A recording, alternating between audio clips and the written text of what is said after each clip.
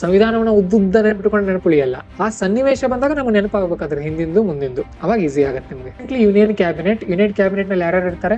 ಮಂತ್ರಿಗಳಂತ ಅಷ್ಟೇ ಅನ್ಬೇಡ್ರಿ. Union cabinet ನಲ್ಲಿ ಯಾರು ಇರ್ತಾರೆ? Very good. ಯೂನಿಯನ್ ಕ್ಯಾಬಿನೆಟ್ ನಲ್ಲಿ ಪ್ರಧಾನಮಂತ್ರಿ ಮತ್ತು ಕೆಲವು ಮುಖ್ಯ ಸಚಿವರು ಇರ್ತಾರೆ. ಇನ್ನೊಂದಿರುತ್ತಲ್ಲ, ಅದ್ಯಾವುದು? ಟ್ರೈ ಮಾಡ್ರಿ. ಇನ್ನೊಂದಿರುತ್ತಲ್ಲ, ಏನಂತ ಕರಿತೀವಿ ಅದನ್ನ? ಕನ್ನಡದಲ್ಲಿ ಟ್ರೈ ಮಾಡಿ. Very good. ಮಂತ್ರಿ ನೆನ್ಪಿಟ್ಕೊಡ್ರಿ. ಇವನ್ ಕೂಡ ನೀವು UPSC ಸ್ಟಡಿ ಮಾಡೋ ಹೀಗೆ ವರ್ಡ್ ಪ್ರಕಾರ ಹೋದ್ರಿ ಅನ್ಕೊಡ್ರಿ, ಯಾವ್ದು ಕನ್ಫ್ಯೂಸ್ ಆಗಲ್ಲ. ಕ್ಯಾಬಿನೆಟ್ ಅಂದ್ರೆ ಏನು? ಕ್ಯಾಬಿನೆಟ್ ಡಿಸಿಷನ್ಸ್ ಅಂತ ಬರ್ತದೆ. ಈಗ ಸಿದ್ದರಾಮಯ್ಯ ಅವ್ರು ಹೇಳ್ತಿರ್ತಾರೆ ನೋಡ್ರಿ, ಕ್ಯಾಬಿನೆಟ್ ಮೀಟಿಂಗ್ ನಲ್ಲಿ ಸಿದ್ದರಾಮಯ್ಯ ಈ ನಿರ್ಧಾರ ಘೋಷಿಸಿದ್ರು ಅಂತ ಹೇಳಿ. ಕ್ಯಾಬಿನೆಟ್ ಅಂದ್ರೆ ಇಂಪಾರ್ಟೆಂಟ್ ಮಿನಿಸ್ಟರ್ ಅಷ್ಟೇ ಇರ್ತಾರೆ. ಕೌನ್ಸಿಲ್ ಆಫ್ ಮಿನಿಸ್ಟರ್ಸ್ ಅಂದ್ರೆ ಎಲ್ಲಾ ಮಂತ್ರಿಗಳು ಇರ್ತಾರೆ. ಸರಿ, ಈಗ ಇನ್ನೊಂದು, ಸಂವಿಧಾನದಲ್ಲಿ ರಾಜ್ಯಪಾಲರಿಗೆ ಮತ್ತು ರಾಷ್ಟ್ರಪತಿಗಳಿಗೆ ಸಲಹೆಯನ್ನು ಯಾರು ಕೊಡಬೇಕು? ಕ್ಯಾಬಿನೆಟ್ ಕೊಡುತ್ತೋ ಕೌನ್ಸಿಲ್ ಆಫ್ ಮಿನಿಸ್ಟರ್ಸ್ ಕೊಡಬೇಕು?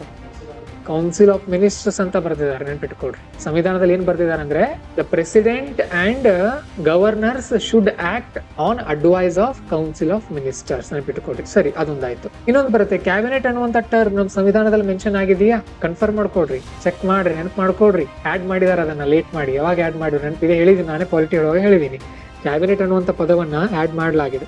ಎಸ್, 44ನೇ ತಿದ್ದುಪಡಿ ಮಾಡಿದ್ರು. ಯಾರು ಮಾಡಿದ್ರು? ಯಾರು ಮುಖ್ಯ? ಪ್ರಧಾನಮಂತ್ರಿ ಮೊರಾರ್ಜಿ ದೇಸಾಯಿ ಅವರಿದ್ದಾಗ ಒಂದು ರೂಲ್ಸ್ ಮಾಡಿದ್ರು. ಅವ್ರು ಏನಂತ ಅಂದ್ರೆ, ಮೊದಲು ಹೆಂಗಿತ್ತು, ಪ್ರಧಾನಮಂತ್ರಿಯ ಸಲಹೆ ಮೇರೆಗೆ ರಾಷ್ಟ್ರಪತಿಗಳು ತುರ್ತು ಪರಿಸ್ಥಿತಿಯನ್ನ ಘೋಷಣೆ ಮಾಡಬಹುದು ಅಂತ ಇತ್ತು. ಅವಾಗ ಇಂದಿರಾ ಗಾಂಧಿ ಅವರು ಏನ್ ಮಾಡಿದ್ರು? ರಾತ್ರಿ ಕಾಲ್ ಮಾಡಿದ್ರು ರಾಷ್ಟ್ರಪತಿಗಳಿಗೆ, ತುರ್ತು ಪರಿಸ್ಥಿತಿನ ಘೋಷಣೆ ಮಾಡಿಬಿಟ್ರು. ಸೊ ಇದರಿಂದ ಮುಂದೆ ಹಾನಿ ಆಗತ್ತೆ ನಮ್ಮ ದೇಶಕ್ಕಂತ ಹೇಳಿ ಮೊರಾರ್ಜಿ ದೇಸಾಯಿ ಅವ್ರು ಏನ್ ಮಾಡಿದ್ರು? ಸೊ ಆ ತರ ಇಲ್ಲ, ಇನ್ನು ಮುಂದೆ ನಮ್ಮ ದೇಶದಲ್ಲಿ ತುರ್ತು ಪರಿಸ್ಥಿತಿ ಘೋಷಣೆ ಆಗ್ಬೇಕು ಅಂತ ಅಂದ್ರೆ ರಿಟರ್ನ್ ಪರ್ಮಿಷನ್ ಇರಬೇಕು. ಯಾರ್ದು?